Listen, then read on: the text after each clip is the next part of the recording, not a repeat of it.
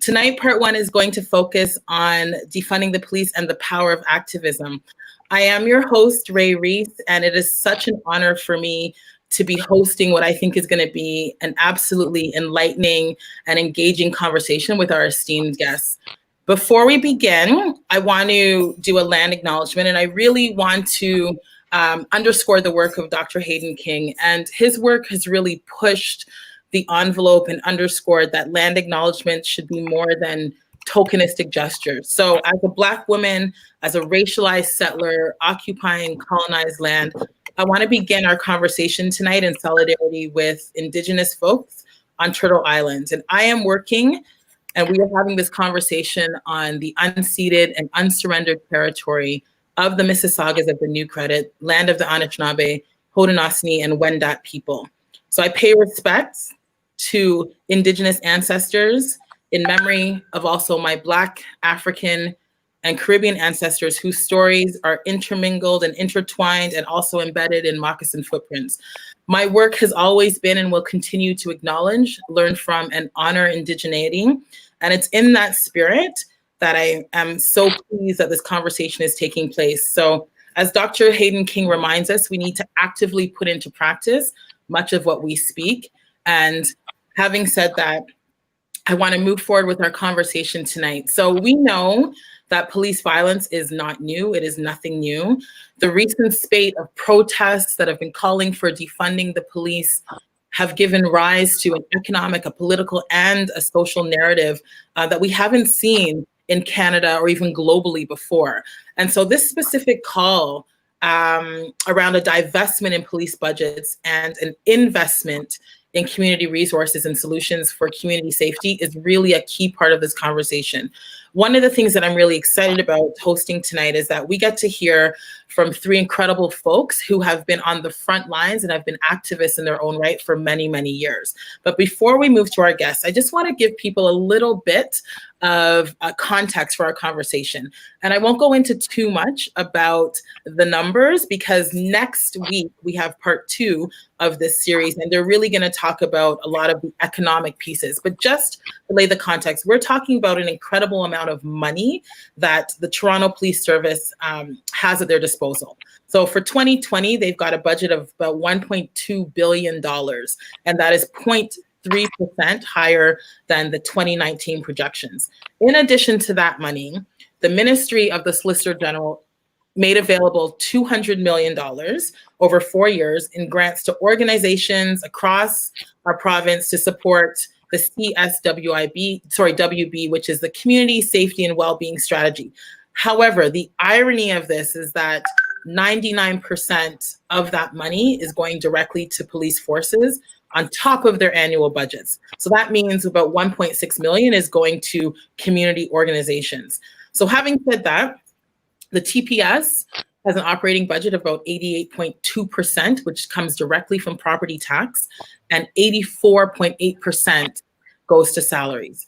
Annually in Canada, about $15 billion is spent on policing. So when we make these connective threads, last month we talked about systemic racism and policing. And tonight, as I mentioned, I'm excited for this conversation because we actually get to have these amazing conversations with longstanding activists in Canada, really about what divesting police funds could mean, and also how the strength and the power of community activism and collaboration has such a very long history in Canada. So we bring together tonight Raven Davis, Desmond Cole, and Cyrus Marcus Ware. Fortunately, Dr. Jill Andrews sends her regrets. She had a pre-standing appointment. So I'm going to begin with Raven, and so excited to introduce them. Raven is a multidisciplinary artist, curator, human rights speaker, writer, and educator from the Anishinaabe Nation, Treaty 4 in Manitoba, Canada. Raven was born and raised in Mississauga, Takaranto Territory, also known as Toronto, Ontario. They reside and work as a professional artist and educator between Kujipuktuk, Halifax, and their birth territory. I'm really trying to get these names correct out of respect.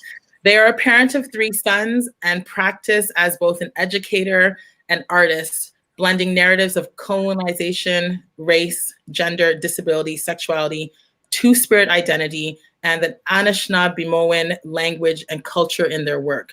Raven is currently working on a solo exhibit for 2022 at McMaster's University, and most recently has been invited to speak at the Carl A. Fields Center for Equality and Cultural Understanding at Princeton University. So welcome, Raven. I want to start by asking you about disability politics. And sometimes there tends to be an erasure of disability politics in discussions about anti-Black and anti-Indigenous racism. So Raven, how can disability activism play a key role in this discussion, particularly around defunding the police?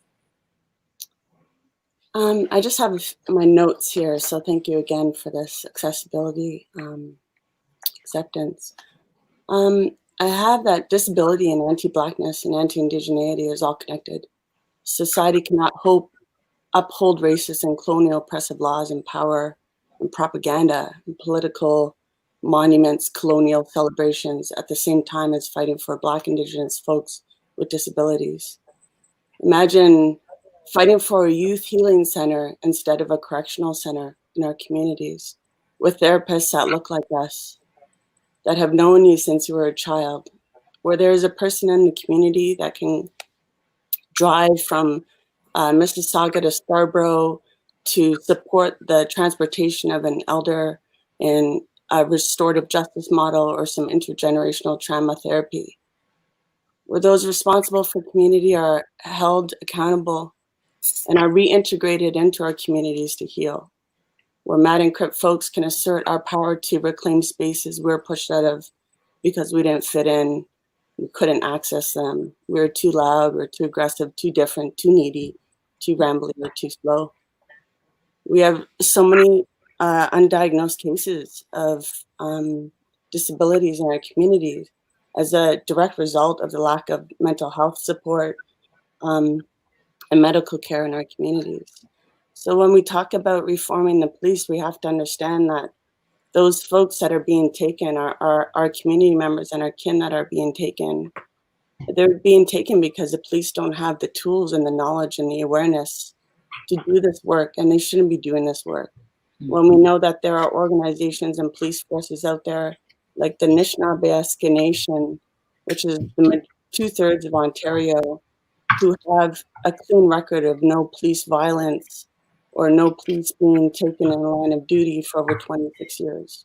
We know that disability is part of this conversation when we're fighting for like suicide support, mental health support in places like Attawapiskat, Eskasoni, and different communities in our territories, that we have to start with caring for one another, you know, where we have to realize that access to the health center means, you know, using a wheelchair on a dirt road to get to that health center. We have to address those basic issues at the same time as considering how to reform and redistribute the funds within the police force.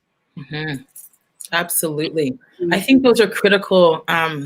Those are critical points that you're making, and it's leading me to think about activism in a different way, right? Because we're talking about spaces and lack of access to spaces, and also those spaces become entangled when we add in anti-Indigenous racism that impacts the way that people access those spaces. So I thank you so much for those comments, and they really are telling. And I think they also, you know, they speak about solidarity. So I want to, I'm going to cycle through and keeping in mind what Raven has said. And I want to ask Desmond to speak about his understanding around activism. And let me introduce Desmond Cole, who many of you are familiar with. And Desmond is a journalist, an activist, and an author. And he has spent the last 10 years reporting and commenting on politics and social justice. He is especially interested in the struggle for Black liberation within Canada. Desmond's work includes 10 years of local and national news coverage, 5 years of radio broadcasting. His award-winning book, The Skin We're In, A Year of Black Resistance and Power, is currently the #1 best-selling nonfiction book in Canada. So welcome, Desmond. I want to ask you about an interview that you did with Maclean's magazine earlier this year, and you talked about, quote, the new segregation, end quote, that is taking place in Toronto.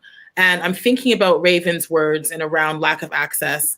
And in that same interview, you stated that Canada insists on being surprised by its own racism. So Desmond, can you comment on these statements as they relate to police defunding? Yes, and thank you so much, Ray. It's really a pleasure to be with you and to be with Keep Six and to be with my friends this evening. When I think about our city, Toronto has done a very good job, and so has Canada in general, of projecting this very false image to the rest of the world of who we are and what life is like here, particularly for Black, Indigenous, and other racialized people. It's supposed to be some kind of utopia, we're told. And we do a very good sell job in this country of telling the world that racial problems essentially don't exist here, and in a really strange way saying that almost Blackness doesn't really exist in Canada. It is regularly erased. Mm-hmm. And so when I was talking about segregation with Maclean's, I was talking about a city of ours that we would call multicultural in the general talk, but I don't see a multicultural city. I see a city where, especially in the downtown core of Toronto, almost everyone who can afford to live in the very central core of Toronto is white. In fact, as Toronto has gotten more Black and brown over the last 30 years, the downtown core of Toronto has somehow managed to get more white.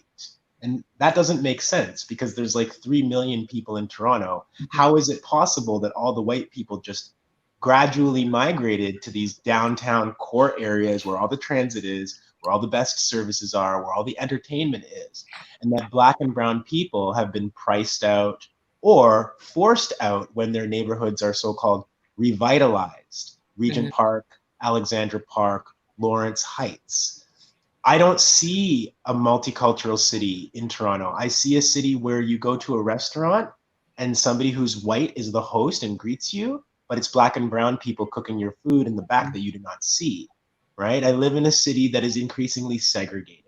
And so the police's role increasingly in Toronto is to enforce that segregation so that it can tell Black and Indigenous and other peoples that we don't actually belong in certain areas and that we can be physically forced out, policed out, surveilled so that we feel uncomfortable being in white spaces. That's what I mean by segregation. It's trying to imagine our city not using this kind of fantasy view that we're being given by white society, but being like, you know, the suburbs where most Black and brown people can only afford to live today have the highest levels of poverty, have the lowest funding of schooling, right? Have the longest trips on transit to come to work, often downtown, or, you know, when Raven talks about that trip from Mississauga out to Scarborough or vice versa, this is the kind of trips that people have to take every day just to work, and on a terrible and expensive transit system as well. So this is what we mean when we're saying that not multicultural city, but segregated, divided city, where the police are then brought in to basically put us in our place as Black and other people. So it's about kind of using more honest language so that we can understand what the role of the police is and say, why don't we fund transit instead of policing? Why don't we fund childcare instead of policing? That's really what the push around defund, divest, reinvest is about, is prioritizing our life and our health rather than issues of surveillance and this criminalization of poverty. Absolutely. Thank you so much. And I really appreciate the coagulation of your comments and Raven's comments, right? Because they are so interconnected. As somebody who lives in Scarborough, grew up in Scarborough, and always traveled to work before I had access to a vehicle, and just the way in which you are marginalized by your travel, right? And then interesting enough, we're seeing, of course, we saw with COVID, the heightened policing of folks in parks, brown and Black bodies in parks, and heightened policing of folks on transit, right? So I think your points are incredibly, incredibly telling and absolutely connected.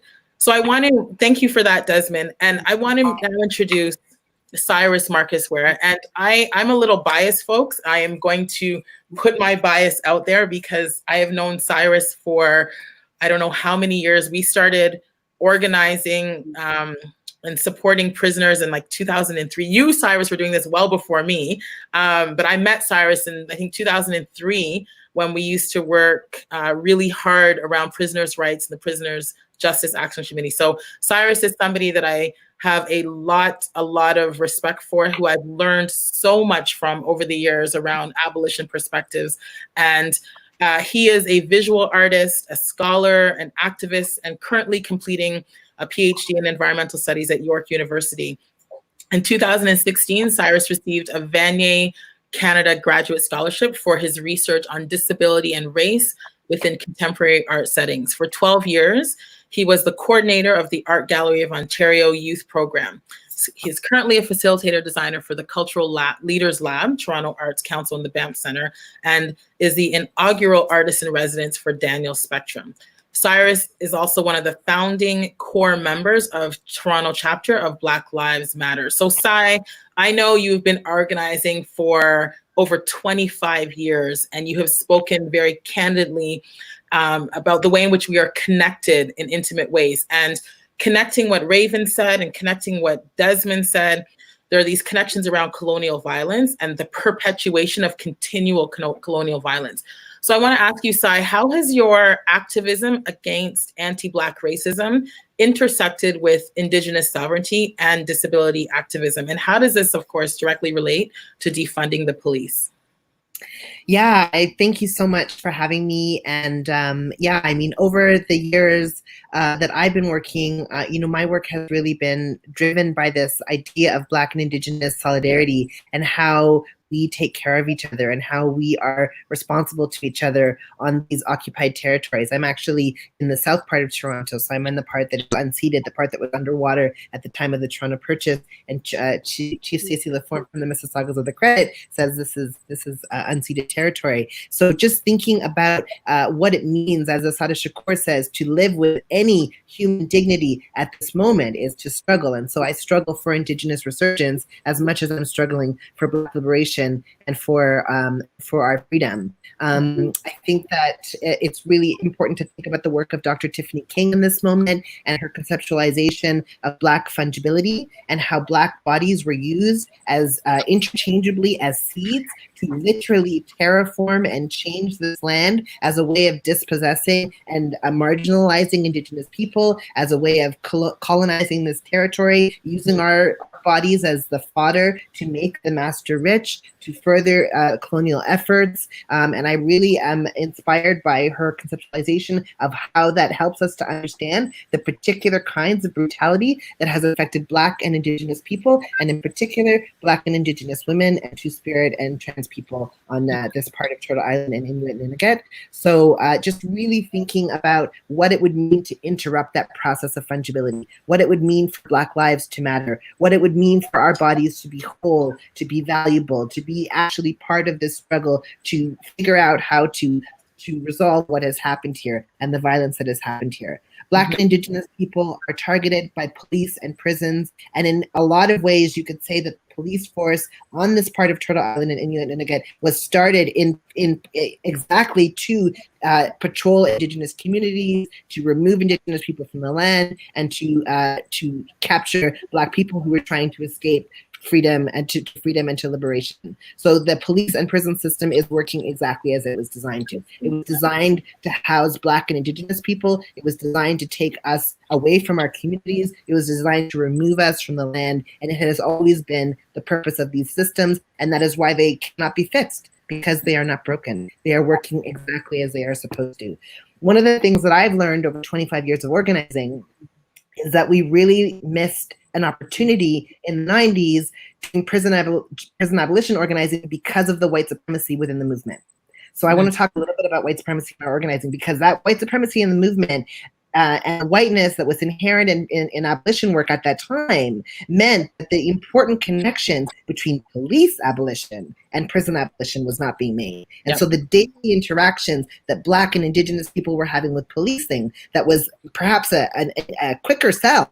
Oh yeah, actually, I'm interacting with the police every single day. I'm interacting with the prison maybe once a month, maybe twice a year. You know, there was a missed opportunity to make that important connection between police abolition and prison abolition because of the white supremacy in the movement. So I'm really, interested right now in this moment where we can actually talk about those two things together and how that's able to diversify the organizing that's happening right now. And then just lastly, I'll say around disability justice.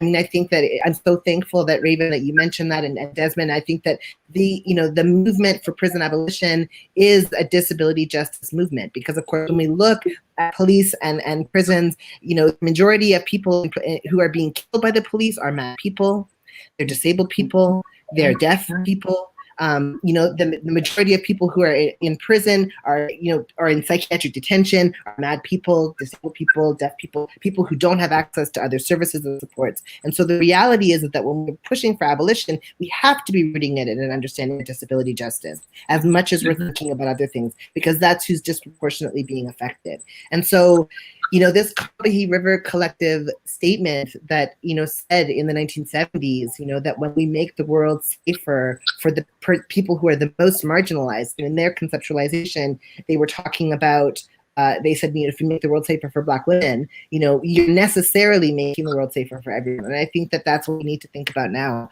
How do we make the world safer for Afro-Indigenous trans women with disabilities? How do we make the world safer for those people so that we are necessarily making the world safer for everybody? And so what would that need to look like? So these issues are intimately connected. Yeah, absolutely.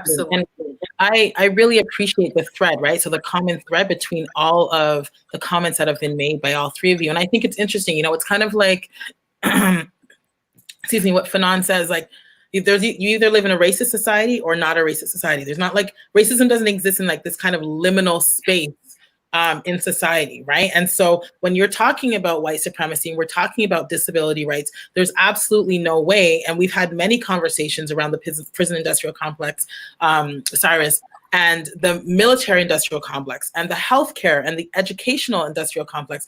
They are so intimately linked around all of the points that you've made around that redlining that happens in terms of constructing ghettos or priority neighborhoods. They are intimately linked in terms of that travel from Scarborough to Mississauga that Raven mentioned. And of course, Cyrus, intimately linked with the pieces that you mentioned around spaces that have been formalized to house people that are deemed the undesirable, the mad folks in our society. So I really appreciate the interweaving of those comments.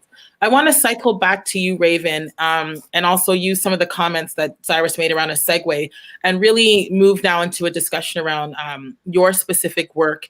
And your work has been so incredible and so intimately linked to struggle and resilience. And so I wanted to know if you could comment, please, on how your work has specifically been influenced by a collaboration around Black and Indigenous struggle and resilience. Yeah, and also just leaning on Cyrus's words. I think, obviously my connection to the Black community started when I was, as far as I can remember, at home as a child, playing with friends, in grade school, in high school. I went to this really incredible high school in the West End of Toronto, which was pretty much filled with kids and friends from Jane and Finch. I went to Western Collegiate. And yeah, I'm a Western alumni. And, when we talk about police surveillance and how many police were showing up even in the 80s at that school, in the 90s, one of my first jobs, it started as a student job, was for the Black Action Defense Committee.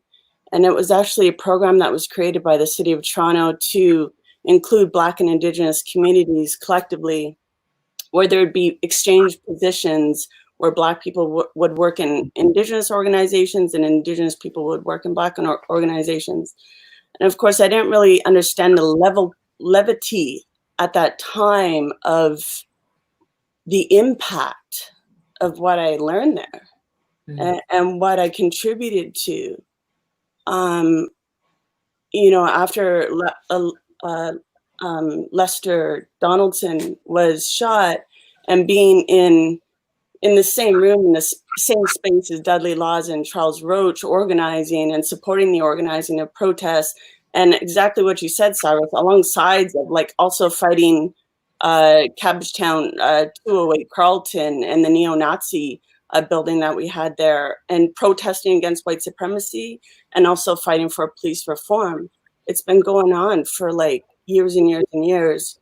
From that time, you know, I worked in Named Child and Family Services, which was a children's protection agency, Anishinaabe Health. I was asked to volunteer on the transformative justice circle, sentencing circles for Aboriginal legal services. And this was all in the 1990s. And so that greatly impacted who I was as a person, and who I became more and more and deeply committed to was, you know, trying to get into those spaces where I could support the community building and capacity building of Black and Indigenous people who are fighting for the exact same thing. And it informs a lot of my work. A lot of my practices, you know, like you said, around colonization and those narratives. And, you know, I try to speak from a lived experience. I feel it's the only way I can speak into my truth with integrity. And when I'm when I'm questioning about my practice, I can connect it directly to something that I've felt or experienced, you know? So activism has definitely informed my practice, and also just my relationships and my connection to community outside. And this was all pre-internet, you know? Like, this is actual tangible paper and newsletters and faxes and, you know, like just some really beautiful organizing that happened at that time. But yeah, there was definitely a pull within those white supremacy movements where we were fighting, you know, Nazis and white supremacists that would come to those gatherings, that would show up at the Jamaican Cultural Center, that would show up at the protests in front of the Toronto Police Services. You know, it's always been a situation where sometimes you kind of feel like, is there an end? You know, and the system is broken. We have a lot of work to do just with unifying our own struggles and getting on board. And it's just really beautiful to see this all kind of continuing to happen, and the momentum continuing to happen. Mm-hmm. Mm-hmm. Yeah, thank you, Raven. Some very powerful insights, and the importance of historical memory, I think, is so telling in what you said, right? Because we are so socialized to, particularly Black and brown bodies, to assimilate. We are taught a language of assimilation, as if that's somehow supposed to rescue and secure us and give us a foothold in an inherently racist society. So when I hear you talking about the way in which you organized from your high school days, that sort of awareness is so incredible, because it just really speaks to the way in which your work has been influenced by that. And as you said, it continues to be part of your truth. So I appreciate your comments. I want to ask Desmond, connecting to what you're saying, Raven, you mentioned in 2017, Desmond, you quoted in a Democracy Now! Interview, "I choose activism in the service of Black liberation," end quote. So how has your journalism influenced your activism, and vice versa? Well, I think what's happened is, over the years of doing journalism work, I have really learned that I can't separate the two things from one another. That my work as a journalist is actually not some separate endeavor from the values that I'm trying to practice and the spiritual and political mission that I'm on as a Black person to try and help foster change. Like, those two things don't divide themselves from each other. When you're doing your work as a journalist, you are making decisions, you're expressing values, you're making choices. I know that journalism presents itself as this objective, so-called objective pursuit. It is not. There's no such thing as objectivity, because when you and I turn on the news, somebody has to decide which story even just goes first that day. which story goes second, how long a story gets focused on for, and which stories don't get told at all. All of those are decisions, and they're political decisions. And so for us to say as journalists that we're neutral, that we're objective, that we're only talking about the facts and leaving everything else to the viewer is never true. It's never, ever true. We are making choices, and we have to be responsible for the choices that we make. I think what really happened for me is that more and more over the last 10 years, I started feeling like I couldn't do my work as a journalist without relating it to my experience as a Black person. And I just feel really lucky because the Black Lives Matter movement happened while I was in the middle of this last 10-year period. And folks like Cyrus and BLMTO formed a very powerful new energy in my city, demanding change, making our struggle so much more visible than it had ever really been since my time in Toronto, starting in 2004. And it just became a time where I thought, this game of pretending to be an objective and neutral journalist while I'm watching people get murdered in the streets like Andrew Loku, while I'm watching our communities through carding be routinely surveilled, and that there's just a rite of passage for Black youth that they will at some point be stopped and documented by the police.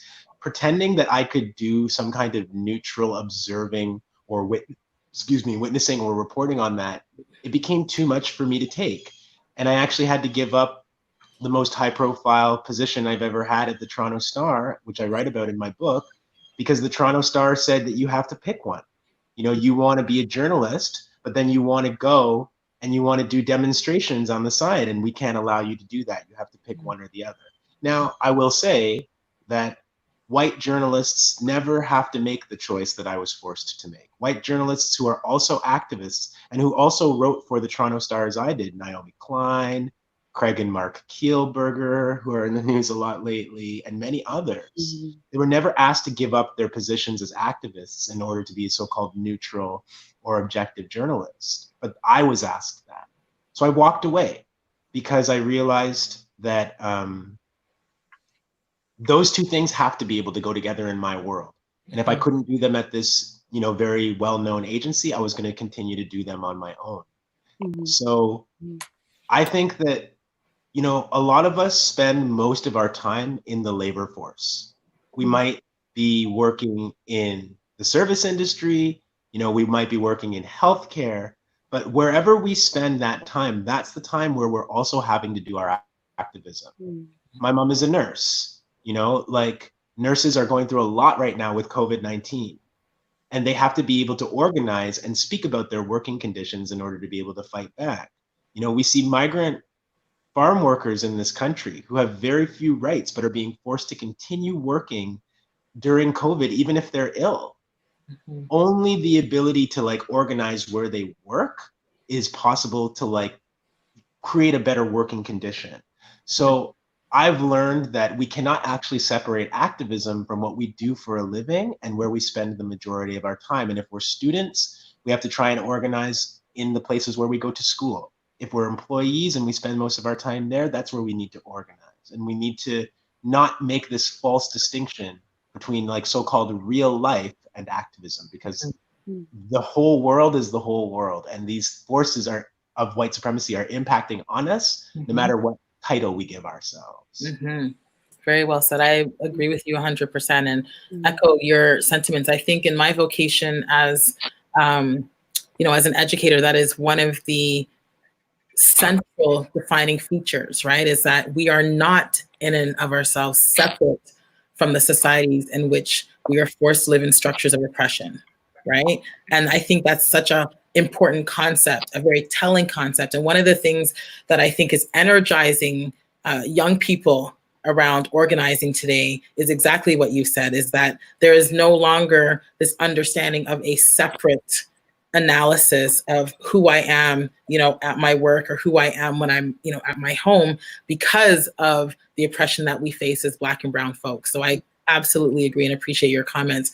I want to move to Cyrus, and ask about, following what Raven has said and also what you said, Desmond.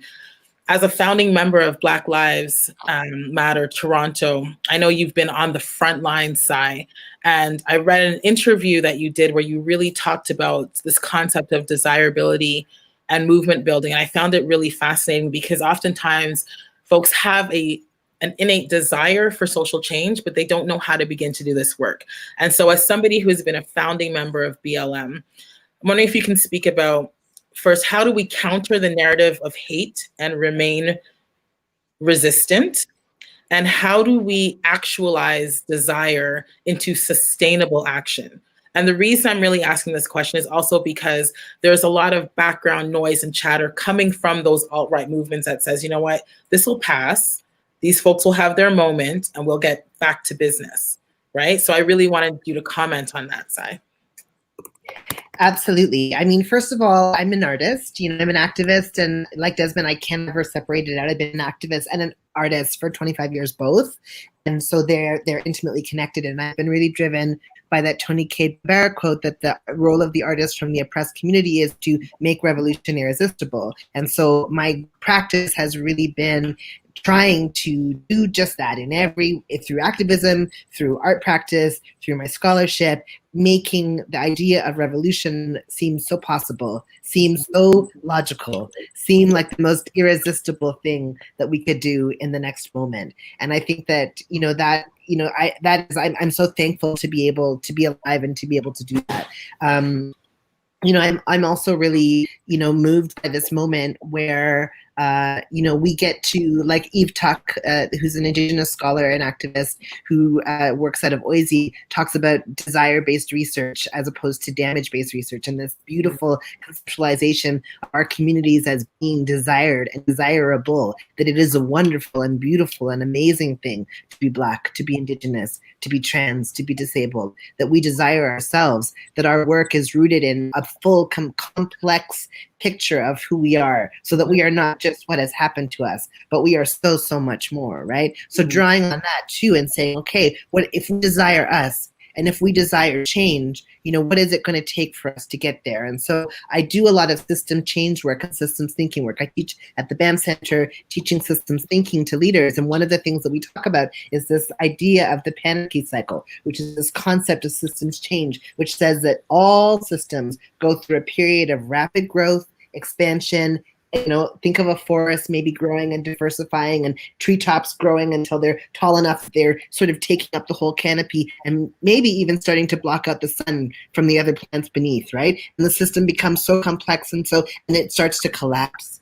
And it collapses and it goes through a period of collapse. And in a natural way, it would be a forest fire. But because of colonialism and because of the ways that humans have impacted on the earth, we don't have controlled fires. And so there are these wildfires that end up spreading. And then through that rubble of the fire, there is a possibility of planting seeds for the next thing that's about to grow. And that's that next part of the cycle. As the next thing grows, it starts to develop and expand and grow. And so what we're witnessing now is we're witnessing already the end of capitalism.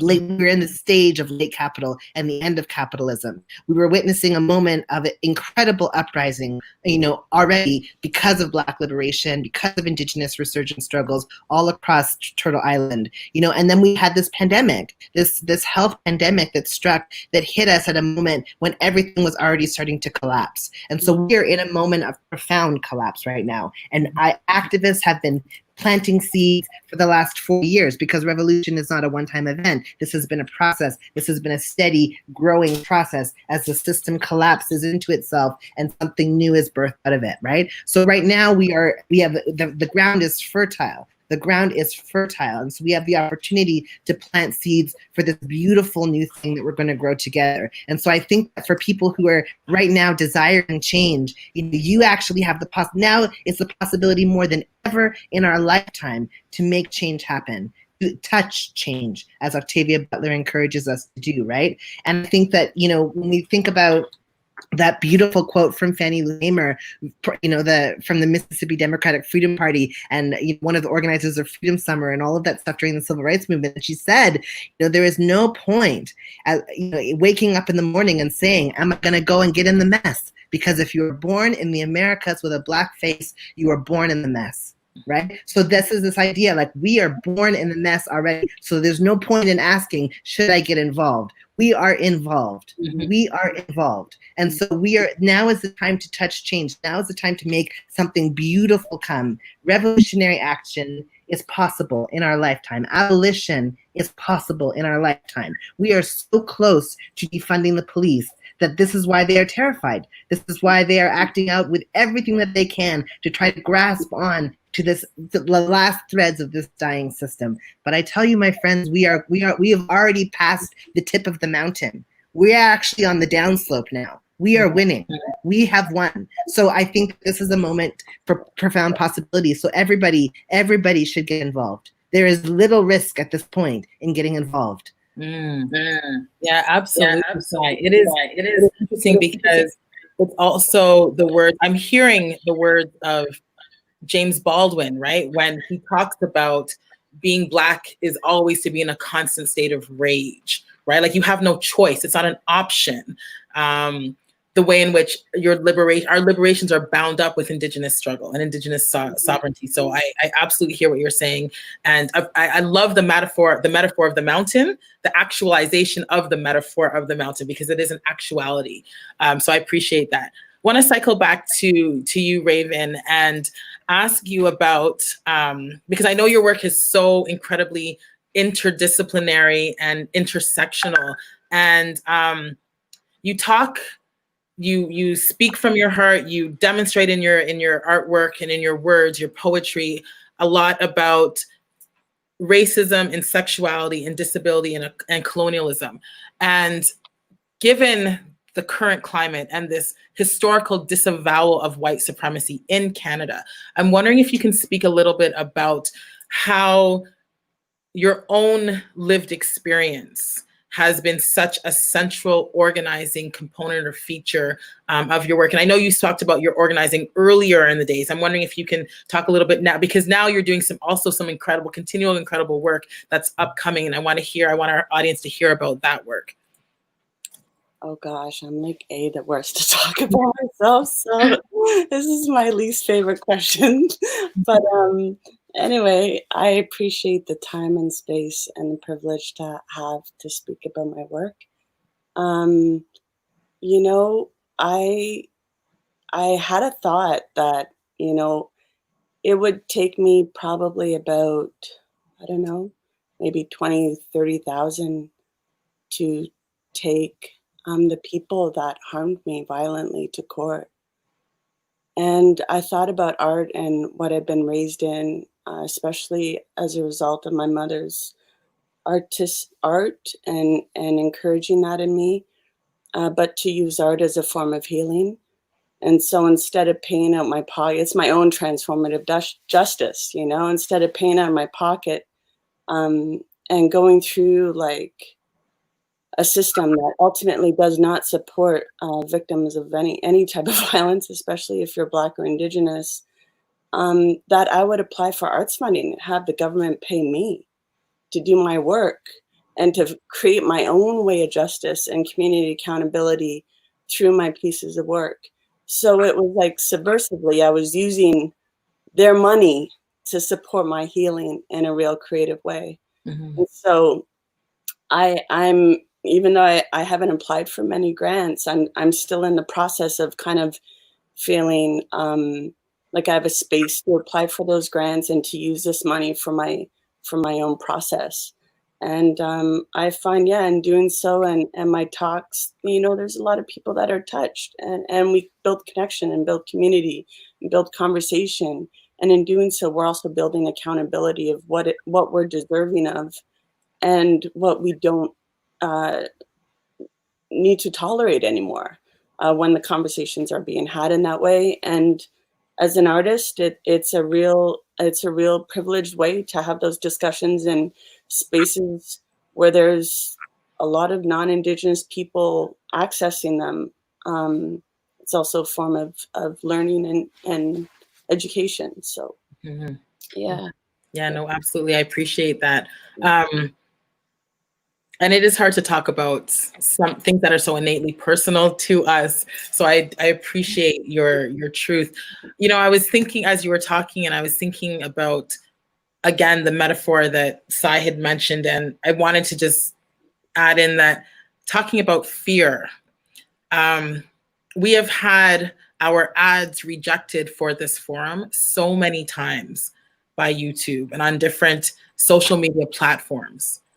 And that in and of itself is not only, of course, an act of purposeful white supremacy and power, but it is very telling, right? And this is what underscores the points that you've made, Sai and Raven and Desmond, right? That there is this this undercurrent that is also trying to suppress, continually suppress, right? And so that makes the work that all of us do so much more inherently critical and so much more bound to who we are and how we purposely move forward in this movement. So thank you for that.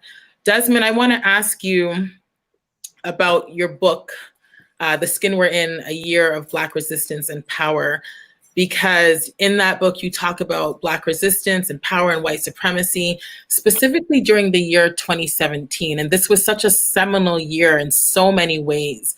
So I wanted you to speak about the impact of that particular year and anti-Black racism in Canada, and why that year in particular was such a central organizing feature of your book. Yeah, sure. Before I do that though, can I like speak just to this point about fear that you just brought Oh, up? Because absolutely. it's really, Absolutely. Yeah. yeah, it's provoking something in me, Yeah. which is that, Absolutely. you know, there's been so much demand on Black people recently of like, how do we learn more? Like, what should we read? What should we listen to? Give us resources and all this stuff.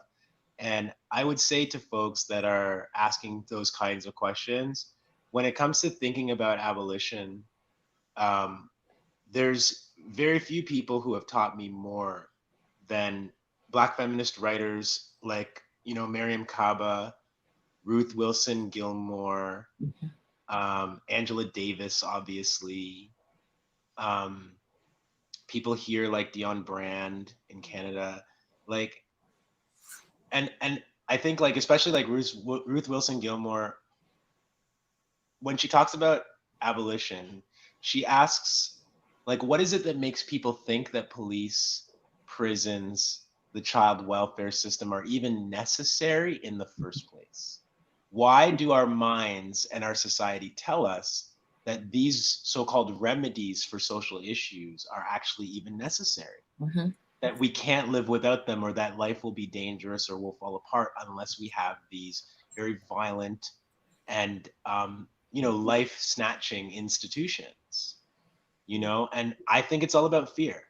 I think it's all about particularly white majority populations being afraid of a world where they cannot call the police on us, where they cannot lock us behind bars, where they cannot control our bodies and control our decision making. They are afraid of that world. And it does really come down to a question of fear. And decolonizing our minds and our spirits, for me, really a lot has to do with like getting rid of that fear that is so ingrained in us in this society that says if we don't have police, if we don't have jail, we don't have prison, we don't have harsh child welfare punishments, we don't kick children out of school when they misbehave, that society's just going to unravel, right? And I think we really need to challenge those ideas because they are not true. But it's the fear that is kind of informing all of those systems. As far as my book and 2017 goes, I say in the beginning of my book that I could have written really about any year, that there was nothing particularly special about 2017, but that I was alive and that I was witnessing.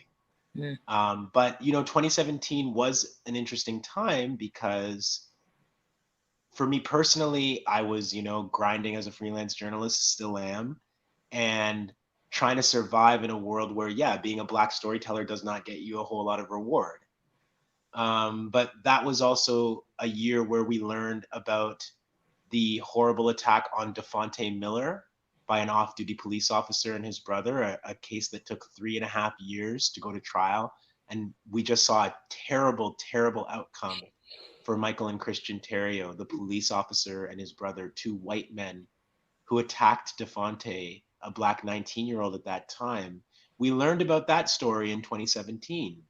In 2017, we had an unprecedented influx of asylum seekers, many of them Haitian, but other people from West Africa and other parts of the continent, leaving America, leaving the so-called bad place, right? I talk about Canada before and how we paint ourselves as this utopia. Well, America's supposed to be the bad place, and we're supposed to be the good place. We're supposed to be the end of the Underground Railroad. But here you have all of these Haitian people in 2017 leaving America, looking for safety and status in Canada, and being arrested en masse at the border and told you're going to be deported because you don't belong to stay in Canada. 2017 was also the year where,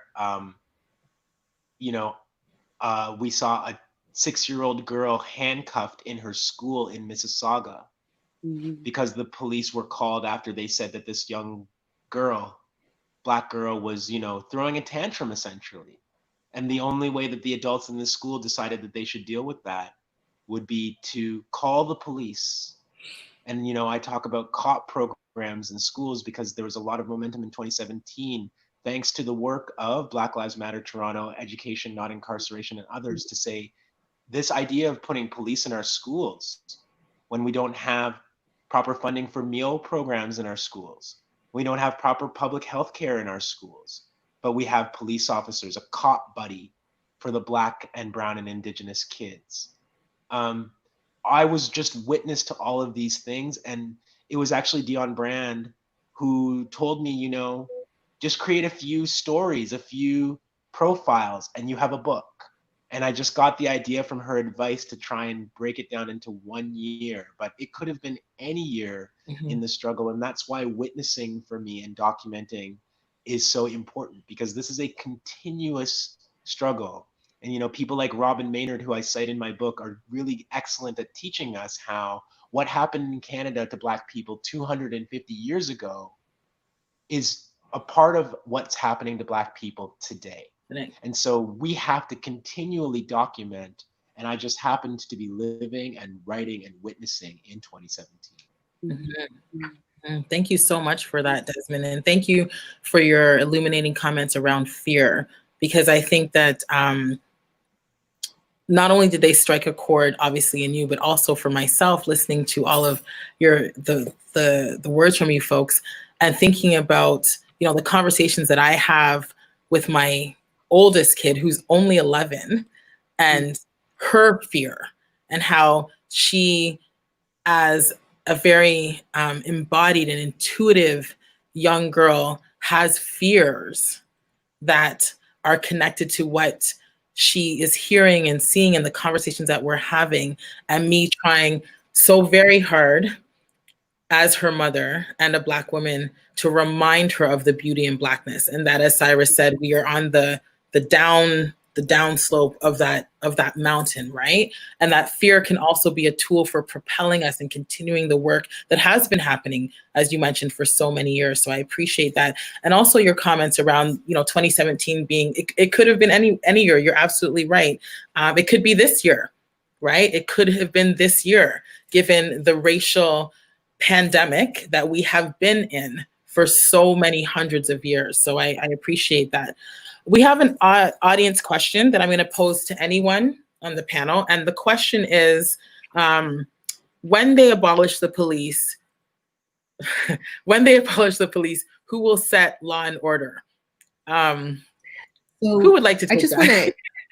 Yeah, so I actually teach a course, a PhD level course in prison abolition at York University. Yeah. I've been teaching it for a couple of years. And the first question, as an abolitionist for 25 years, the first question that you always get is, but what about, right? This idea. Yep. So there's a couple of myths.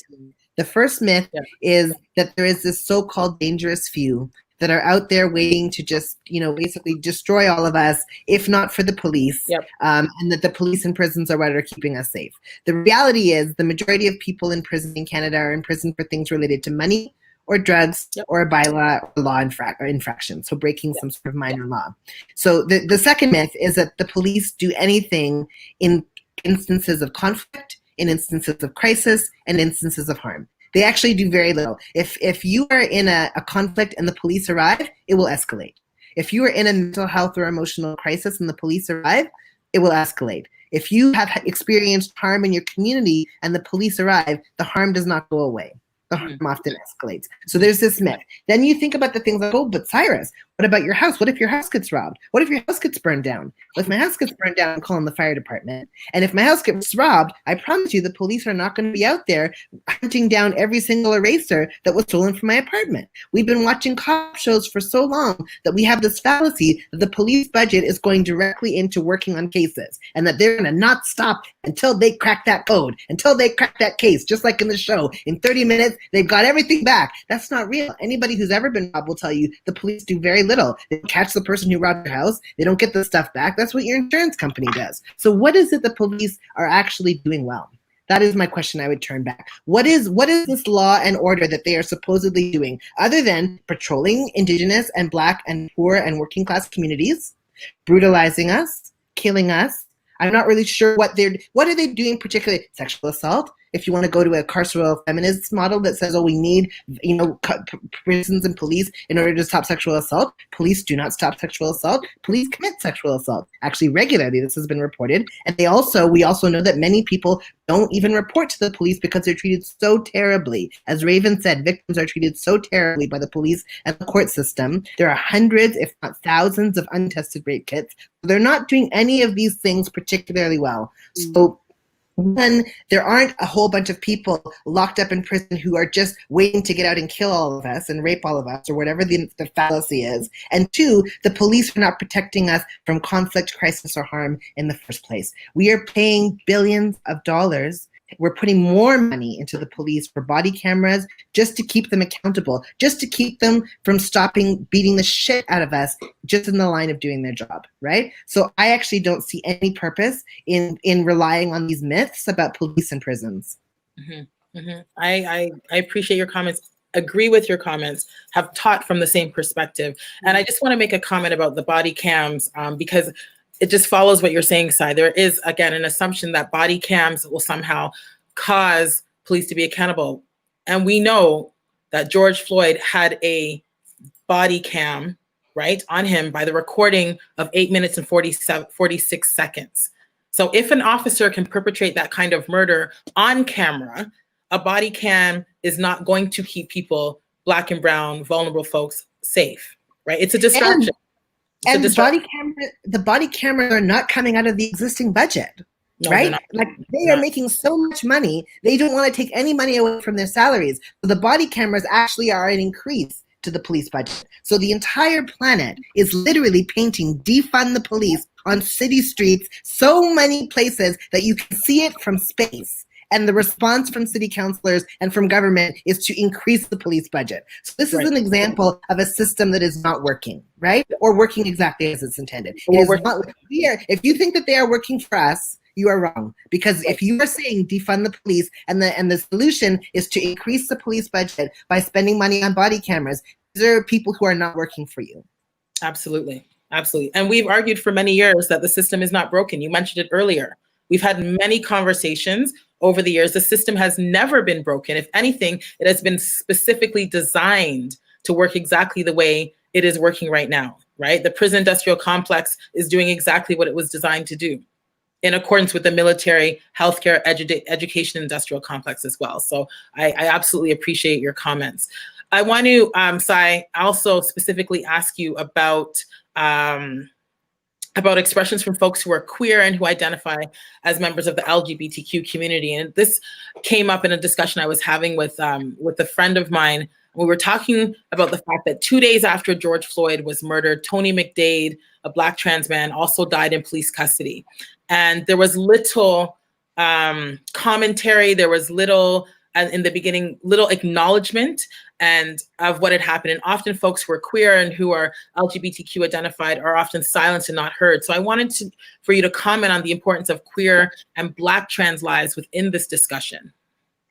Absolutely. I mean, just first of all, to say with Tony McDade, I mean, what was so heartbreaking about that case was not only that this was another trans person killed, another Black person killed, but that the reporters the few reporters who reported on his death in the beginning misgendered him and deadened him, right? So there was this transphobic violence that happened as part of the naming of his murder. So first of all, Black Lives Matter is a queer and trans-led movement.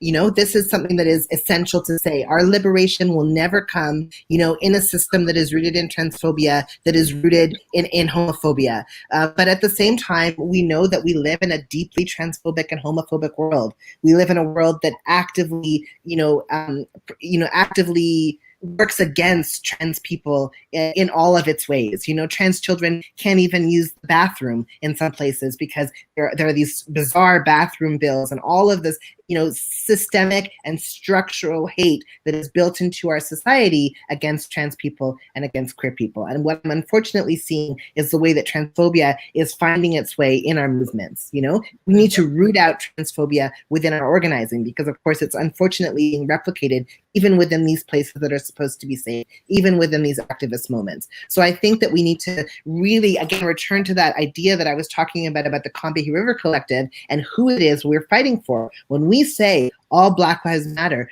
who are we imagining when we talk about all? And so we really need to think about that Black trans woman with disabilities as the person, you know, when we're fighting for the person who is most marginalized, we are necessarily making the world safer for everybody. So we need to be fighting for Black trans women. We need to be fighting for Indigenous Two-Spirit people. We need to be fighting for non-binary Black people, Black and Indigenous people. We need to be fighting for all of these folks because they are being killed, they are being slaughtered. This is a genocide, a transphobic genocide that is happening on our planet at this moment. I'm also thinking about queer heroes. You know, there's this amazing hotbed of Black, queer, and trans organizing that happened here in Toronto over the 1970s, over the 1980s. You know, queer folks here writing letters to Simon and Coley and to Black activists in South Africa in support of the struggles and organizing. I think of the founders of Blockrama and Black Cap and all of the work that they did,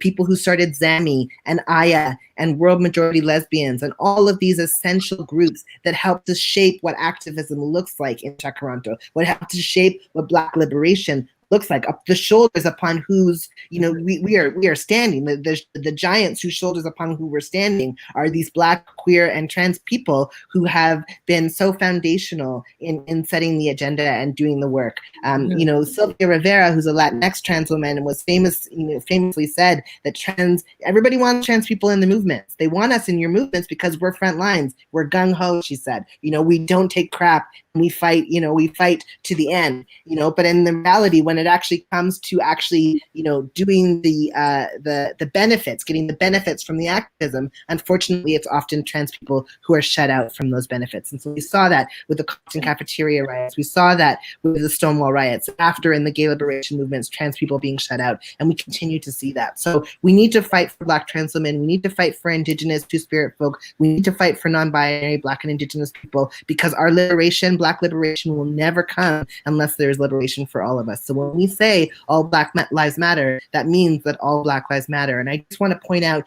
the incredible work of Black trans women organizer Monica Forrester, who did foundational, groundbreaking work here, street-based activism, sex worker organizing, and Black liberatory work. She started an organization called Trans Pride Toronto. I think they're doing a fundraiser right now, and they're doing this essential work. I mean, right now in this moment, people are writing me all the time and saying, what are the organizations out there that support Black trans people? And I just want to laugh because I'm like, oh, I wish there was like 10 that I could tell you about. There's maybe one. There's maybe two, you know, and so Monica Forrester's work is so essential in this moment. And so I just want to say a big shout out to her, to Raven Wings, to all of these folks who have done the work and put their labor out there. And to be a visible trans person out there in the front of a movement with that is to have a target on your back. And so we all need to be fighting and supporting and rooting for these Black trans women to make sure that they get, as we say, flowers while they're living, and that we make sure that they get to live to be elders. Absolutely. Thank you so much. And I've also heard you speak about Marsha P. Johnson's work historically as well. So, I mean, Yeah, absolutely. Marsha P. Johnson, and I just want, and you know, when we think of the video, even here in Toronto, because the stories we always hear are from the States, but you know, here in Toronto, after the bathhouse raids, you know, in the day after, in the activism that was happening, when people marched from Church and Wellesley over to 52 Division and then up the street to the legislature, it was an Indigenous Two-Spirit person, Lily Marasky, who ran up the stairs and rattled the doors of the legislature, saying, "Enough is enough. You won't do this to us again." So, you know, Two-Spirit and trans people were at the forefront here in our movements as well, and they need to be remembered. Absolutely. Well said. Thank you so much, Sai. Also, remembering the collaboration between BLM and Idle No More, right? And the fact that over 1,500, I would say, if not more, missing and murdered Indigenous women, right, caught up in the coagulation and the formation of white supremacy to silence and erase them from a discourse around genocide, right? And so I think your point is incredibly well taken, and absolutely underscores the importance of collaboration and movements and movement building and process. I have a question around, and it's a segue from what Sai mentioned, around interracial activism. I'm not even sure if that's the right term to use, so you know, feel free to correct me, but I'm thinking about other racialized groups who have participated in the project of white supremacy by their white adjacency, right? And so I'm thinking about the dynamics and movement building with other racialized groups, and there's a lot of discussions around solidarity, right, and solidarity building. There was an article that was put out by a journalist, Cherie, forgive me her last name, and she writes for the Toronto Star, where she talked about... Thank you, Desmond. Yes, where she talked about, she said, you know, I'm paraphrasing, she's going to air the dirty laundry of some South Asian folks who are white adjacent in their disparaging of and their of Black and of Indigenous communities. So I wanted folks to comment, and this question is for anybody. I'm also thinking about Ijaz Chowdhury, who was killed a few weeks ago, as we know, by the police, and whose discourses around his race were erased, and it you know, very much an analysis around mental health became the prominent discourse, and not that it wasn't about mental health, but the response to that situation, that police death, was very different. And I'm wondering if people can comment on interracial activism and dynamics, and how do we move towards building solidarity with other racialized groups who are white adjacent, or have benefited from being white adjacent?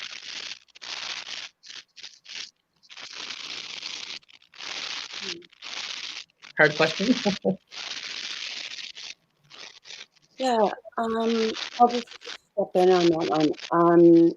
Yeah, I think it's important to acknowledge, you know, we will harm each other in our learning. We will create issues that, you know, unfortunately sometimes create lateral violence, and we have to remember, you know, that who we are supporting, you know, when we're talking about prison abolition, that we do include Black and Indigenous voices in that. And like I said earlier, like we have work to do with each other. We have work to do with how we're communicating with each other, how we are opening up the doors for our own people to have the same access, even if it's just basic, able to attend this web event, you know, and there's lots of people who cannot. And I think, you know, the conversation around privilege and myself being mixed race with white, you know, I also need to recognize, and collectively as mixed race folks, we gotta recognize our privilege to be holding those spaces, and stick with the integrity, like our truth of how we're living in these bodies. And just, yeah, stepping back and hearing from experiences from other folks that deal with this a lot worse. So, yeah, just that acknowledgement personally, individually, you know, instead of just always pointing fingers, we have to understand that ourselves. Yeah, absolutely. Thank you. Desmond, where do you see the work of collaboration with other non-Black, non-Indigenous writers and journalists in this conversation? Well, I mean, I want to go even beyond writers and journalists to activists and people who are doing the everyday work. and to say, to say in a loving but honest way that people who are white and people who are white adjacent are often approaching, just by the very nature of who they are, they're approaching these issues from a different place than Black people are. And it's because proximity to whiteness allows them to believe in and to invest in certain systems and to be invested in by certain systems that we do not enjoy as Black people. Anti-Blackness is really about bargaining things down to the lowest common denominator, so that we as Black people, for example, in Canada, are supposed to feel fortunate that we are not Americans, right? We're supposed to feel lucky that we are not being treated, presumably, in the horrible ways that they are, which is a complete erasure of our own experiences and a lie, right? So I think that when you see things like South Asian people being mistreated, being profiled, being stalked, being assaulted, and being murdered by the police, which also happens every day in our communities, I think that their own proximity and adjacency to whiteness leads them to believe more often that if they work within existing systems, they can get results for themselves and their communities. And that if they play a game of respectability and model minority politics and show that they are grateful to be Canadian, that they are grateful for the opportunities and the multiculturalism, again, that Canada provides, that if they show those things, that they will be able to work within the system to get results. And I think that Black people are more often, not universally, but more often suspicious of those kinds of narratives because it doesn't conform with our experiences. And I think Indigenous peoples as well are much more likely to question the possibility of just plugging our fight into the institution, running for office, becoming a bureaucrat, becoming a social worker, and that'll change things. I think Black and Indigenous communities, for obvious reasons in this country, have way more suspicion that that's going to be the answer to our issues. And so I've seen a lot of very, very incredible responses to things like the killing of Ijaz Chowdhury in Malton. I went down and I witnessed people holding a street corner, and they had been there for like 6 days by the time that I arrived, and they still had not left, and they were demanding justice. And there was a lot of pain, about the way that this man was executed by his police. But a lot of the leadership in his community, I see, are still saying, we have to have police. It's kind of like non-negotiable. Like, we know that they're going to be with us, and so we have to try to find a way to work with them or reform them. And there are a lot of difficult conversations ahead. That's mainly what I can say in a loving and honest way. I am still on my own journey in this work and in this struggle. We are all on our own journey. But I think we have to challenge those, no matter their race, who believe that these systems that are responsible for all of this violence can be reformed to a point where they will be life-giving rather than life-taking. We have to challenge, and we have to resort to learning our histories collectively. This might seem like a strange example to people, but let's think of what happened when Don Cherry got fired recently from Coach's Corner. Don Cherry displayed that as somebody who's been a war hawk for 40 years, 50 years, for somebody who promotes military, he didn't seem to understand that South Asian people, for example, have been fighting in Canadian military for over a century, right? Like, knowing our history and knowing how long it takes for us to make these tiny incremental changes is critical in understanding the Black radical tradition of saying, no, it's actually not time to go back to the institution again. It's actually time to overthrow and replace the institution. It is our experiences and our history that informs us. And we have to have some very difficult conversations with white and white adjacent people that says our experience tells us that we cannot reform these systems. They have to be destroyed and reimagined. Absolutely. Absolutely. Sai? The only thing Yeah, the only thing I would add to that would just be that we really miss an opportunity for solidarity and cross movement building when we don't talk about disability and madness in this work. So the thread that actually does tie a lot of these cases together that we're talking about, Mr. Chowdhury, Semi Atin, Edmund Yu, these were all POCs who were killed because they were mad and because they were POC and they were mad in public space, behaving in unexpected ways, as was always said about mad people. Without doing the work of fighting systemic samenism and without doing the work of talking about mad justice, particularly within the context of disability justice in our movement, we miss this opportunity for cross. What is the connection then? The connection is that these are all people who are being killed by the police. They are being killed by the police because the police not only are systemically racist and white supremacists, but they are also sanists, and they have a deep-rooted fear of anything to do with mad people. So this is why police who are trained in de-escalation with psychiatric distress, go in and shoot someone within 12 seconds, as they did with Andoku, chase someone in an apartment until she falls to her death, as he did with Amla Haile, or now most recently with Regis Kretinsky Paquette. So, I think that, the flaw, not only I think all of the things that you said, Desmond, are so point on, and Raven, about everything that's happening with white adjacency, and that that sort of lead you to buy into the fallacy of the system, and that the system is ever going to be working for you or protecting you or looking out for you. But I think that also we need to tie into this discussion this way, that madness is part of this conversation, because without doing that,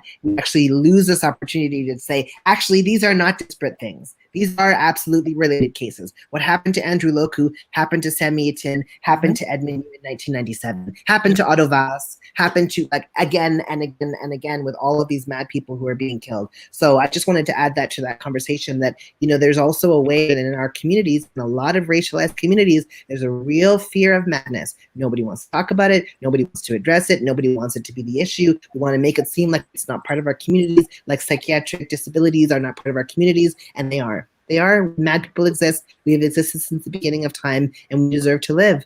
We deserve to live as much as anybody else. And that was a thread that could have tied all of this work together, and that could have tied these movements together, but for our fear of talking about madness. Absolutely. Absolutely. Thank you so much. Thank you. Can I ask a question about, not can I would like to ask a question about anger.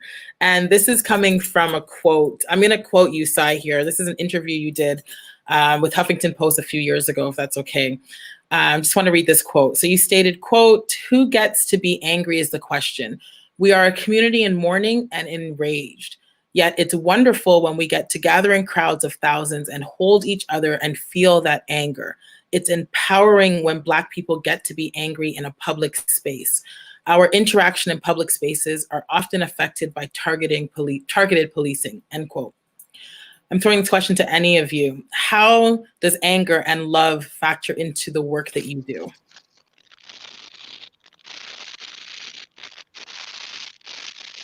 Yeah, I mean, I guess I am fundamentally motivated by both anger and love. I think that when I said that quote, I was really referring to the ways that Black bodies and Indigenous bodies are policed in public space. We are never allowed to be angry, despite what has happened to us on these lands, and despite what has happened, our very behavior. People talk about going into their workplace and having to actually behave differently, not be themselves for 8 hours of the day because they're perceived to be too angry, too loud, too aggressive, too violent, just from the nature of being Black or being Indigenous, right? So I think that, that is, how powerful it is. Palima Yellowbird, writes about a mad Indigenous activist, writes about how powerful it is to be able to talk about what's happened to us and the power of telling our stories. And so when we get to gather in a crowd and say, we are angry, we say enough, it is so powerful and it is so enlivening.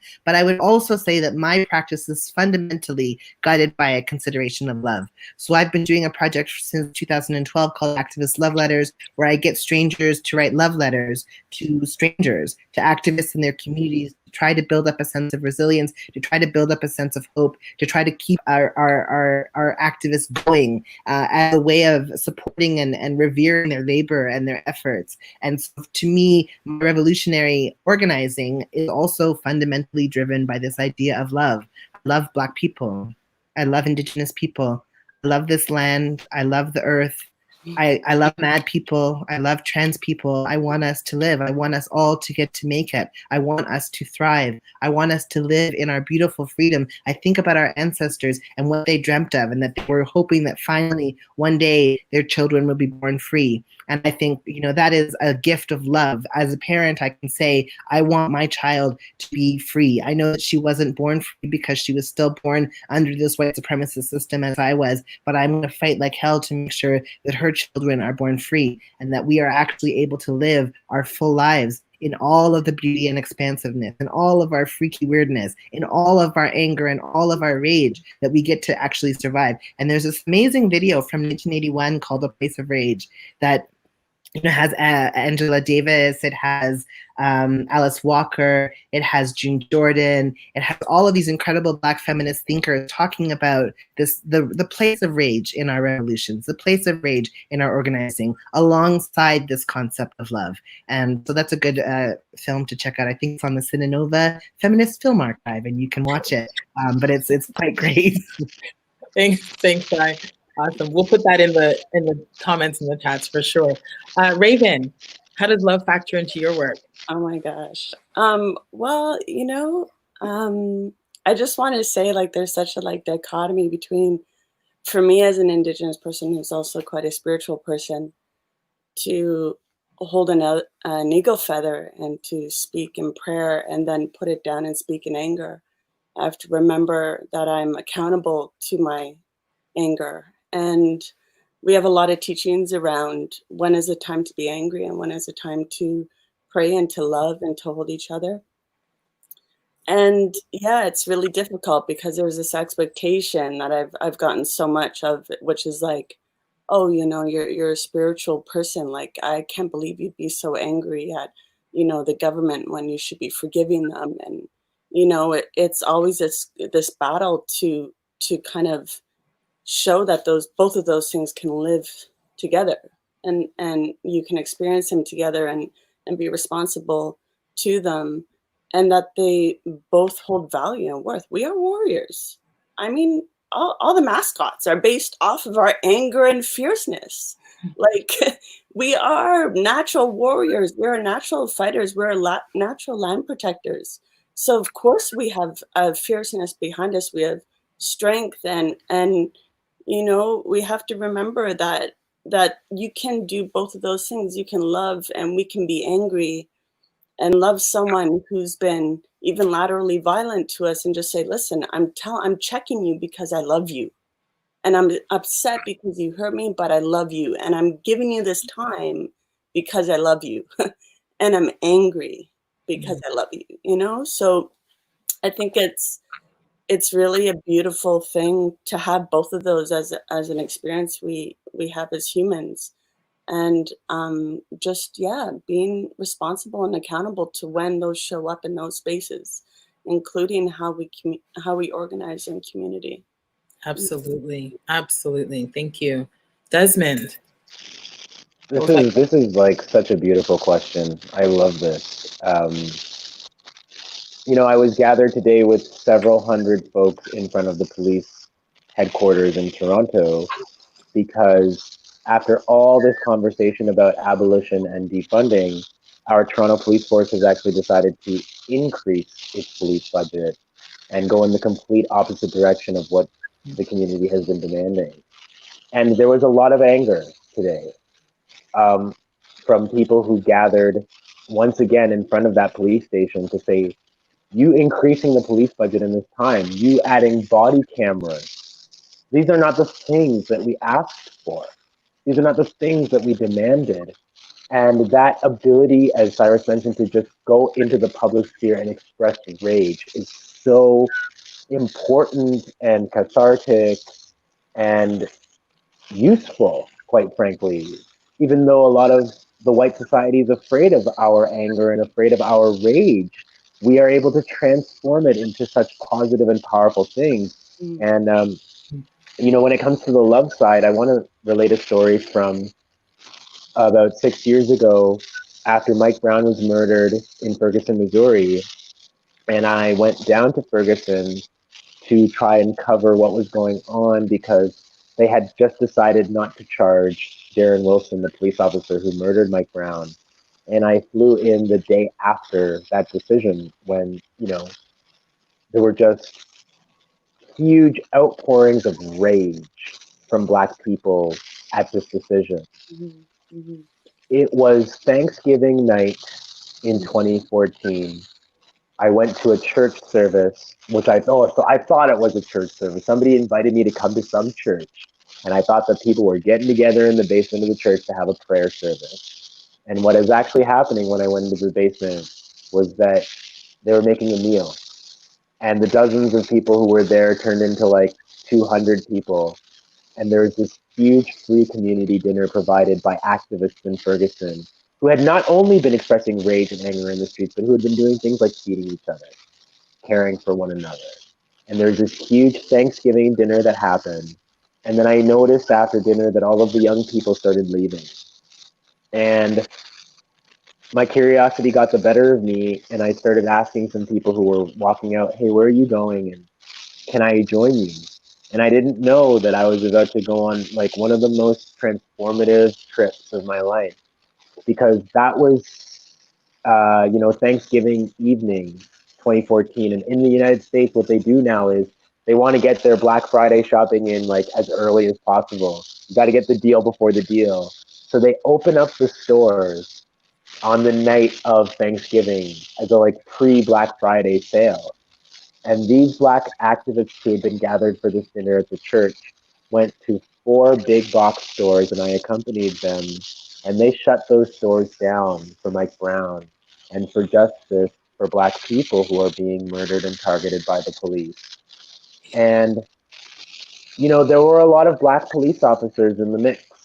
Black police officers kicking us out of these stores like Target and Walmart, and then forming lines in front of these stores so that we couldn't go back in. And I saw what Raven is talking about. I saw Black people confronting Black police officers and saying, do you feel safe in this police force? What do they say to you when we aren't around? How do you feel when you're driving home in your civilian car? Do you get stopped?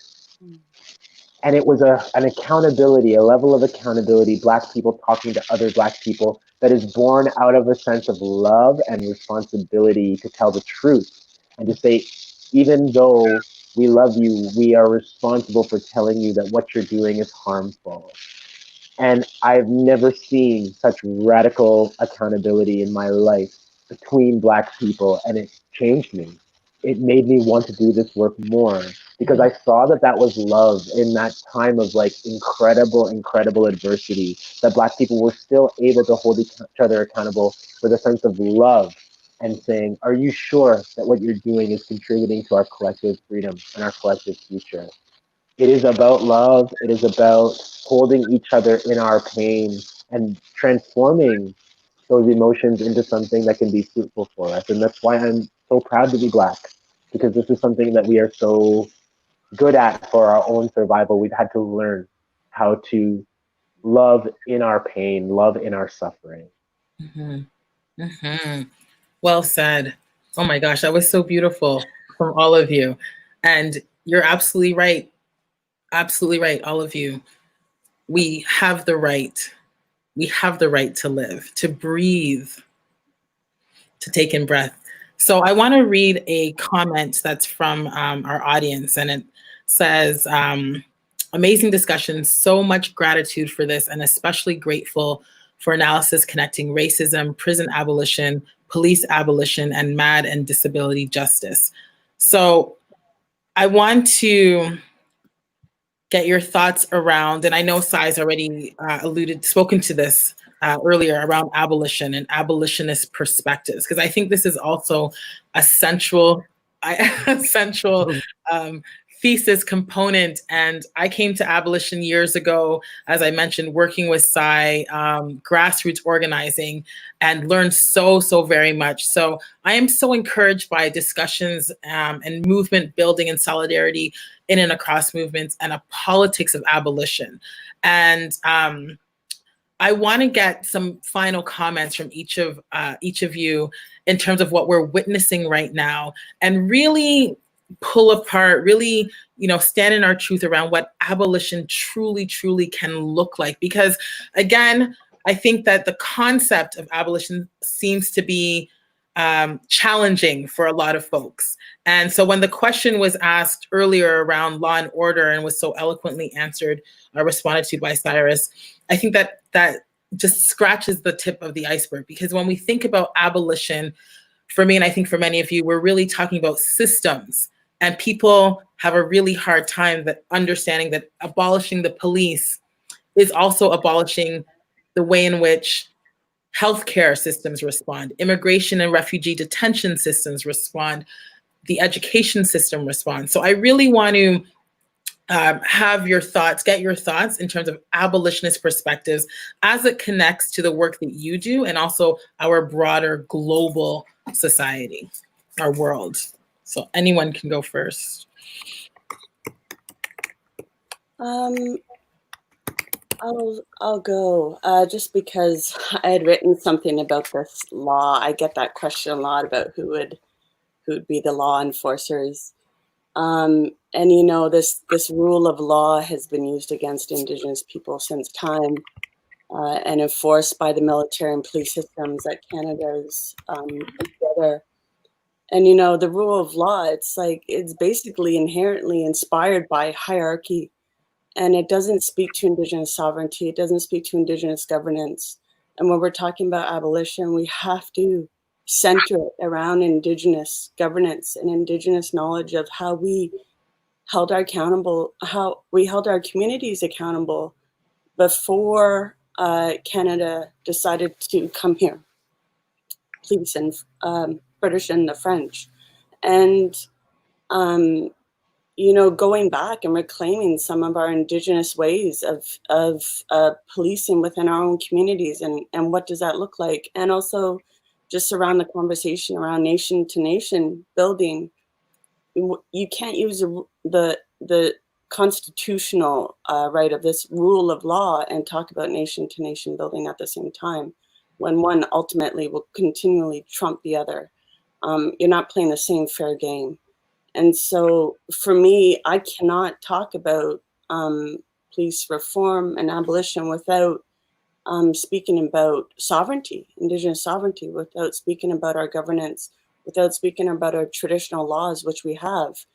And we're still reclaiming, there's still time that is required. When out in the West Coast, when we have our traditional chiefs, land protectors protecting the land, and the government is saying, oh, rule of law, we've done our work. It's like, there's no winning.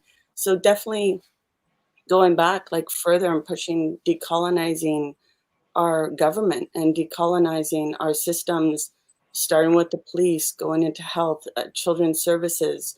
All of those are affecting the same thing. And yeah, just really, like I said, centering around Indigenous sovereignty and governance. Yeah. Mm-hmm. Thank you, Raven. Absolutely.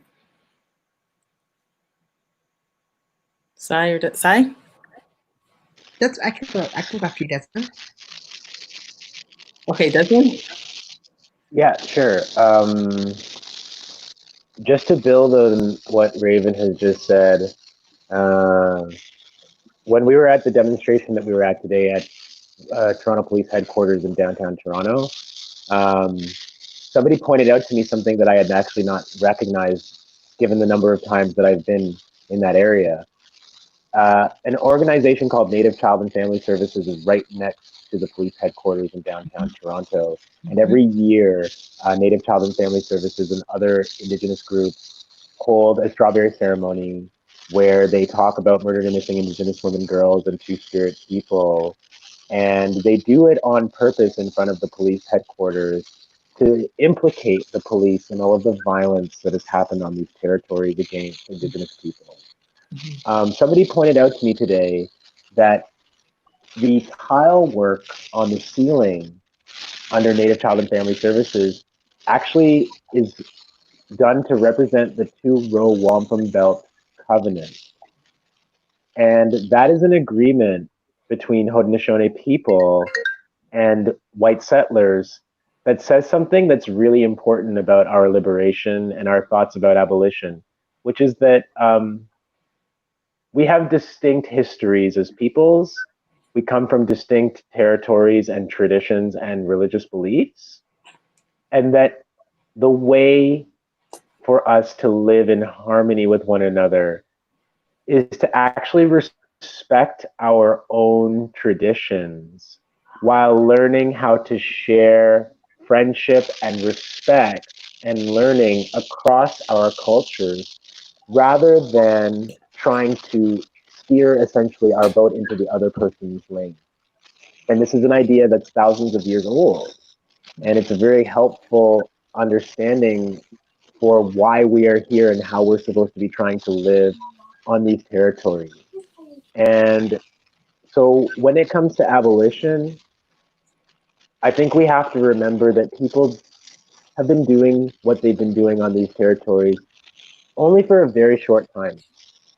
The ways that we practice prison, the ways that we practice policing, the ways that we practice the child welfare system or systems of any punishment, punitive systems, they're very, very relatively new to what has been going on this land for thousands and thousands of years.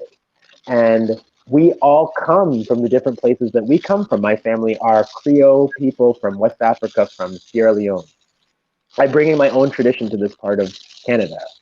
But we can respect the differences across our cultures, across our teachings, and we can share and learn with one another. And we don't have to have these systems of dominance that say, unless we control everyone in this or that way, we will never have peace, we will never have freedom. And so I just want to say that we all have to adhere to our responsibilities on this territory to learn about how people solved conflicts before we got here, to learn about the ways that people have been dealing with these things before modernity, because we do not have all the answers, and this colonial system is not going to morph itself into something that provides us with new answers or insights. We have to take the insights that our respective communities and cultures have brought here and learn how to share and listen and respect rather than to dominate and to enforce. This has been a wonderful conversation, and I'm just so grateful that we've all been here together. So I want to say thank you. Thank you so much for that, Desmond. Thank you. Thank you. Sai? Yeah, I mean, I really thank you for everything that you both just said. And I always think about, I mean, I was lucky enough to get to work with Giselle Diaz for 25 years, and she's an Indigenous activist, abolitionist, one of the longest abolitionists that I know.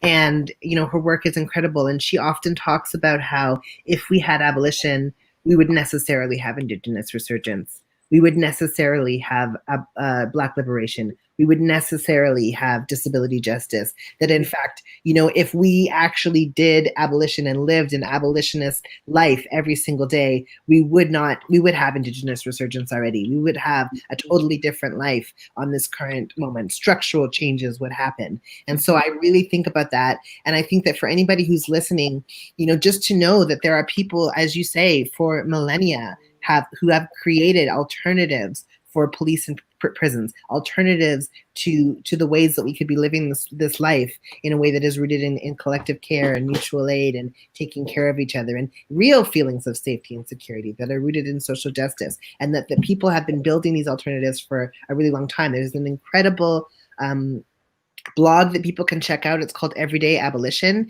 and it basically tells the story of people living abolitionist lives every single day. So how do you parent in an abolitionist way? How do you work in an abolitionist way? How do you solve conflict through abolition? How do you live it in your everyday, and just in the nature and the fabric of your everyday life? How do you become an abolitionist just from the everyday small things? You know, the way that you talk to your children about conflict, the way that you resolve things between you and your partner, the way that, you know, you sort of shape your life. So there are some beautiful things there that people can kind of draw on. But I'm also really, you know, thinking about the work of Vivian Salahana, Dr. Vivian Salahana, who is, you know, a Black scholar and a prison abolitionist, and who for many years was based here on this north part of Turtle Island and is now down in Rhode Island, and who says, you know, that in fact, in order for us to have abolition, in order for us to finally free ourselves from these systems of violence, the police system and the prison system, we don't actually have to have it completely figured out what we're going to do instead. So one of the things that we're often told is, well, you have to tell us exactly what we're going to do instead of the police in order for us to agree to get you free from them. And she describes it under this methodology of thinking of it as an abusive relationship. You know, we are in a 500-year-long abusive relationship with these violent perpetrators. And when we say we want to leave, you're telling us, well, tell me what you're going to do instead. Tell me how you're going to be okay. Tell me how you're going to survive without us. Like, this is the way that Vivian Salahana conceptualized it. And it blew my mind when she said that. I was like, yes, we actually don't need to prove to you that we're going to be okay when we leave this abusive relationship. We actually get to leave. And what we're saying right now, what people are rising up and saying all over the planet is, we are done. We want to leave. We want to be free. And so we don't want the police system in our communities. We don't want the prison system disappearing people from our communities. We want to be free, and we get to be free. And so, you know, all of this is going to lead to Indigenous resurgence. All of this is going to lead to Black liberation. All of this is going to lead to a world where mad people get to live, where trans women get to be elders. All of this is going to make us all so much freer if we actually live an abolitionist life. So we have alternatives. They're there. We also don't need to prove to you that we can make it without them. We know that we can, we will. And as I say, we're already down the hill. So just let the wheels sit down on the skateboard and just glide to the finish line, people. Let's defund the police. Let's abolish prisons. Let's get freer than we've ever been. And our children and our great-grandchildren are going to be there living in the free, in the dreams of our ancestors. Oh my gosh. We glitched. Sai, Raven, Desmond, I cannot express to you how grateful and what an honor it has been to host this conversation. My first time meeting you, Desmond and Raven, know your work very well, first time meeting you. And so just am humbled by your presence. And Sai, as you know, you're one of my favorite people on the planet. We go way back, and I've learned so much from you, and Giselle, as you know, because we came up in the PJD, PJAC committee together. And, you know, I want to also just thank you all for your honesty and your truth, your raw, unfiltered, unadulterated truth, and having conversations and continuing to have this conversation, not only with our audience, but also in your respective lives. Because like many of you, we live this, I live this every day. And there is no separation, as Desmond so eloquently said. There is no separation between the work that we do, or our paid work or unpaid work, and the lives that we live as racialized folks. And so I appreciate, truly, truly appreciate with humility the way in which your articulations have been shared with our audience today. This conversation, someone just posted in the live comments that this conversation was absolutely everything in caps and necessary. And so we will continue to have the conversations. And I encourage all of you, those who are watching, those who are learning, those who are struggling with some of the concepts, right, to stand in your truth and recognize that we will win. As Asada Shakur says, we absolutely will win. And I truly believe in a better, safer, just society, and one that is not dependent upon the police. So with that, I want to thank Raven Davis, Cyrus Marcus Ware, Desmond Cole, and all of our audience members for joining us for this powerful, incredibly powerful discussion. It has been my pleasure. I want to remind folks to please follow Keep Six, keep6.org. And also check us out on IG, Instagram, on YouTube, as well as Facebook. Thank you so much to our admin support this evening, to Tafik and Agape for their backstage support. And just remind folks that we actually can win with love. Thank you. Good night. Good night. Good night. Thank you.